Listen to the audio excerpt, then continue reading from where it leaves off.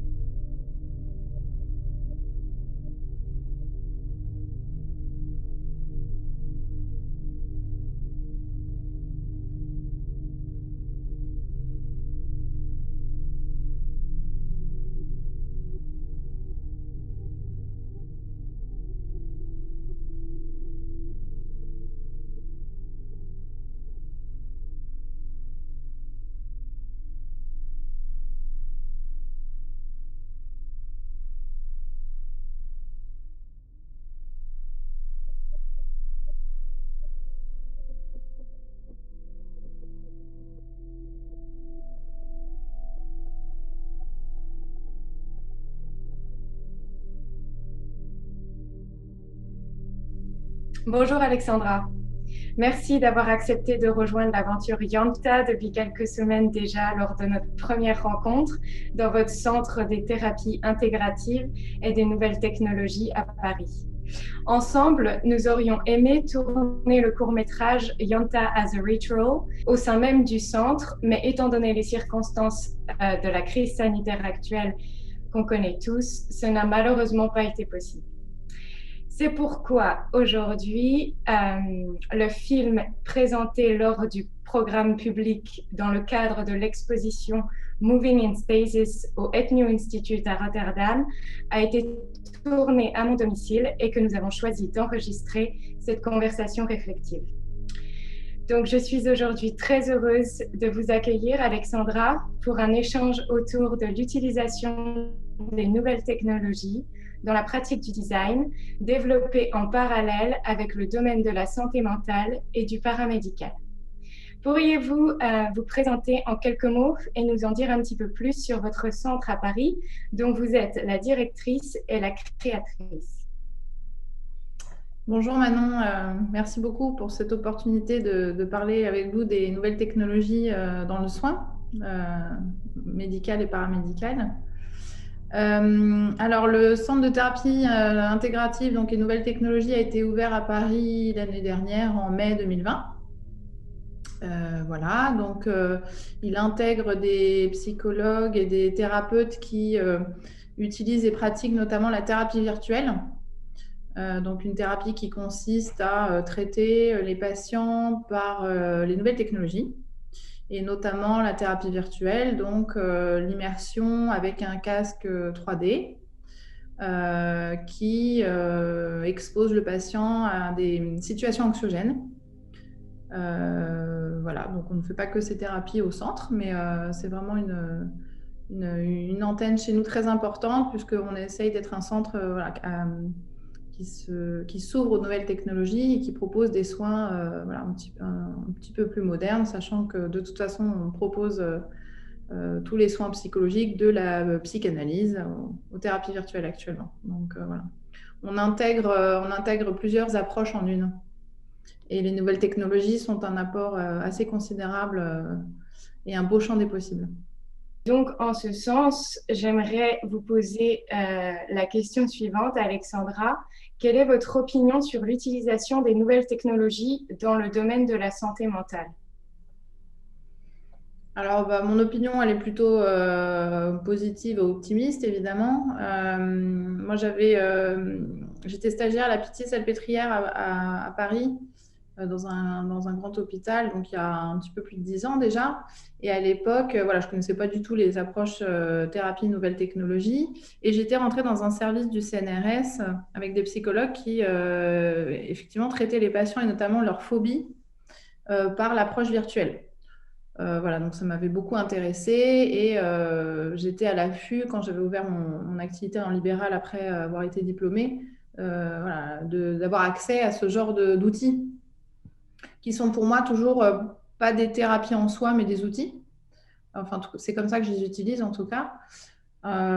J'ai pu constater avec la pratique que vraiment il y a voilà, une accélération des résultats souvent et une approche ludique qui est vraiment très intéressante, qui fait que des patients qui m'ont confié qu'ils n'avaient jamais fait voilà, de thérapie auparavant avaient pu avoir accès aux soins psychologiques parce qu'ils ont appris qu'il y avait des nouvelles technologies, que c'était plus ludique et que ça paraissait peut-être plus proche d'eux ou dans l'air du temps. Il y a des jeunes, mais il y a aussi des personnes voilà, très mûres et qui justement avaient attendu des années pour faire une approche voilà, psychologique, qui, par l'arrivée des nouvelles technologies, se sont dit peut-être, avec la croyance un petit peu, voilà, un petit peu erronée, mais ça on revoit après, que les nouvelles technologies, ça peut guérir en 2-3 séances. Donc pas du tout. Et ils l'acceptent assez rapidement. Et après, oui, c'est sûr, c'est un process thérapeutique, je l'entends. Et en tout cas, voilà, les nouvelles technologies aident souvent les personnes à. C'est un média, c'est un support qui permet d'approcher la psychologie d'une autre manière. Donc, c'est une approche parmi d'autres, hein, évidemment. Il y a à peu près 400 approches en psychologie aujourd'hui. Donc, c'est une parmi d'autres. Mais je trouve que c'est un support très intéressant pour beaucoup de personnes voilà, d'appréhender le soin par quelque chose de concret, voilà, qui aide dans voilà, une immersion anxiogène, mais préparée, progressive, à traiter des pathologies plus ou moins graves. Et il y a des très bons résultats. Pour rebondir sur cette idée justement d'outils de l'environnement Yanta, j'utilise l'ombre digitale également comme outil pour engager la conversation avec le moi intérieur en termes thérapeutiques. Qu'est-ce que vous pensez de l'utilisation de l'ombre digitale pour ce genre d'environnement thérapeutique?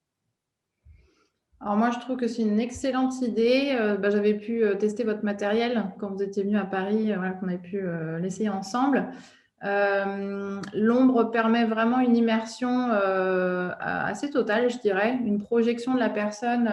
J'ai testé d'autres environnements virtuels, genre voilà, des environnements que j'utilise actuellement, où il n'y a pas toujours d'ombre dans les différents environnements virtuels. Et c'est quelque chose que les patients nous renvoient. Soit tout de suite, il y a des gens qui regardent, quand c'est au réflexe de regarder un peu par terre, peut-être justement pour chercher leur ombre et qui ne la trouvent pas. Et des fois, des personnes qui ne l'avaient pas noté, mais qui s'en rendent compte un petit peu plus tard. Donc, je pense que l'ombre dans votre environnement virtuel, c'est vraiment une manière de projeter assez naturellement quelque chose de simple et d'archaïque, en fait, d'assez évident. Donc, comme dans votre environnement, il y a du soleil, voilà, on est dans le désert. Pouvoir se repérer au niveau psychocorporel et aussi dans l'espace-temps, je trouve. Le fait qu'on puisse comme ça aller où on veut, déambuler dans cet espace et se retrouver face à son ombre, ça donne des indicateurs, ça renvoie une image de soi qui permet de rappeler quelque part que, voilà, qu'on est bien là, dans l'ici et le maintenant, qui rappelle un petit peu, voilà, des techniques de mindfulness en psychologie, par exemple. Et puis, je trouve ça intéressant de projeter une part de soi, comme vous disiez, quelque chose d'un petit peu onirique, une projection comme ça immersive qui est virtuelle et pourtant qui est un petit peu aussi évidente. Un prolongement de soi, une ombre peut-être imparfaite, un peu primitive, comme disait Carl Jung, mais qui permet un champ des possibles dans une projection de soi, imparfaite comme ça et un petit peu floue, et en même temps évidente, et qui permet, je pense, dans votre espace de se projeter dans ce champ des possibles, dans l'environnement et un peu aussi dans soi-même. Après le visionnage du film, donc que j'ai tourné la semaine dernière, que pensez-vous des effets de Yanta en utilisation quotidienne? Donc, c'est-à-dire vraiment comme rituel qui serait encore à définir, mais dans l'idée d'une utilisation non pas éphémère en une fois, mais dans lequel on retourne et on revient et il y a cette idée de ongoing, de working process qui ne s'arrête jamais, qui n'a pas de fin ou de finalité définie. Qu'est-ce que vous pensez d'une utilisation quotidienne de Yanta? Moi, je la trouve très pertinente. Effectivement, on sait dans les processus psychologiques, surtout en thérapie comportementale, par exemple, et cognitive, qu'une exposition unique, c'est une expérience, mais ça ne va pas forcément modifier certains réflexes cognitifs, comportementaux, émotionnels, etc. Je pense que ce qui est vraiment intéressant, là, c'est une utilisation justement, alors peut-être pas quotidienne, mais moi, je dirais plusieurs fois par semaine, c'est possible. Un peu comme du sport, finalement, où on entraîne le cerveau, là, ou les émotions, le corps à se lâcher et à se rencontrer dans un espace du coup virtuel. Mais là, c'est le champ des possibles dont on parle. Si possible quotidiennement, mais à mon avis, de manière régulière, effectivement, comme toute thérapie déjà classique, et aussi dans le mindfulness, et aussi dans la relaxation, aussi dans la méditation. Ça, c'est des exercices qui reviennent régulièrement pour justement reconditionner les personnes à des habitudes de lâcher prise, de reconnexion avec soi. Et effectivement, moi, je recommanderais cet environnement, cette exposition vraiment régulière, plusieurs fois par semaine. Et donc, dans ce sens, est-ce qu'on pourrait trouver des avantages et des inconvénients à Yanta si on considère, le considère en tant qu'environnement thérapeutique? On peut commencer par les inconvénients parce qu'il n'y en a pas beaucoup. Euh, voilà, peut-être toujours améliorer le design et la finesse des lignes dans un environnement virtuel. C'est la première chose que les patients, voilà, moi j'utilise d'autres supports, c'est la première chose que les patients soulignent, pointent. C'est toujours ah bah ça c'est pas très réaliste, ah bah c'est pas exactement comme ça. Je pense qu'ils essayent de se raccrocher, surtout au début d'une thérapie virtuelle, à tous les petits défauts qui viendraient leur rappeler que c'est pas un environnement réel. En même temps, c'est l'avantage puisqu'il ne s'agit pas de faire croire au patient qu'il est dans la vraie vie aussi. Les avantages, bah, il y en a plein. C'est vraiment de pouvoir dans un temps illimité, puisque je crois que le principe c'est que la personne puisse rester le temps qu'elle veut avec un casque autonome, avec en tout cas une belle autonomie au niveau de la batterie, qui permet le temps cadre pour une fois, sans être oppressé par le temps, de pouvoir mettre ce casque et partir, quoi. Partir et se laisser guider par son ombre, par le soleil, par les dunes. Moi, quand j'avais essayé, j'étais bien menée par la danse de ces dunes-là, qu'on a envie de découvrir l'une après l'autre. Et puis après, on a un petit peu envie d'aller dans l'eau, de voir ce que ça donne, d'aller nager presque un petit peu. De se poser aussi, ça permet de faire rien et de contempler la vue. Ça, c'est vraiment ce qu'on retrouve chez les patients qui nous rappellent des environnements de vacances. En fait, quand les gens se posent et sont dans la pleine conscience du moment présent, ils arrivent à faire cet arrêt photo sur une image qui les a pleinement ressourcés. En fait, c'est des images qui ressourcent et qui sont souvent dans la nature. C'est les souvenirs, les images qui marquent les gens le plus fort, j'ai l'impression. Et la personne dans ce contexte naturel, en fait, qui rappelle des choses certainement archaïques et qui amènent vraiment à la détente, à pouvoir se lâcher et à déambuler dans cet espace-temps virtuel qui s'arrêtera quand on le souhaite, où on peut aller où on veut et se projeter comme on le souhaite. C'est vraiment un espace, je pense que c'est une bulle. Moi, j'ai bien aimé l'expérience en tout cas. Pour finir, la dernière question, j'aimerais savoir si vous pensez que Yanta serait plus bénéfique en utilisation individuelle ou suivie par un professionnel du paramédical. Je dirais les deux. J'espère qu'un jour, les individus, les personnes pourront avoir accès assez facilement aux nouvelles technologies associées aux soins et pourront mettre un casque comme ça, pas que pour jouer aux jeux vidéo. Enfin, aujourd'hui, la réalité virtuelle, elle est vraiment partout dans plein de domaines. Et l'utiliser de cette manière pour se détendre et pas forcément que se divertir, en tout cas dans la population, mis à part la domotique ou la médecine. Mais je pense que peut-être l'individu, le particulier, il n'a pas tellement accès encore à ça, à part dans le divertissement. Et vraiment l'installation d'un casque comme ça autonome qui permettrait aux gens dans des cadres précis d'environnement, penser à l'avance, de détente, de lâcher prise et d'environnement où on peut se retrouver avec soi-même. Je trouve ça vraiment pertinent de pouvoir y avoir accès de manière individuelle. Et à mon avis, là, complètement indiqué au niveau paramédical. Moi, en tout cas, je m'en sers déjà. J'utilise des environnements de relaxation virtuelle déjà pour des indications comme la dépression, l'anxiété, évidemment, la confiance en soi aussi. Et les effets sont vraiment intéressants. Les patients sont très surpris de très rapidement oublier que c'est du virtuel et pouvoir se lâcher comme ça et juste interagir avec l'environnement naturel. C'est très intéressant et des fois, ça libère la parole.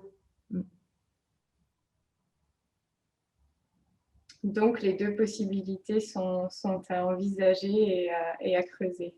Ni à exclure et même Merci énormément. De rien, merci à vous, Marie.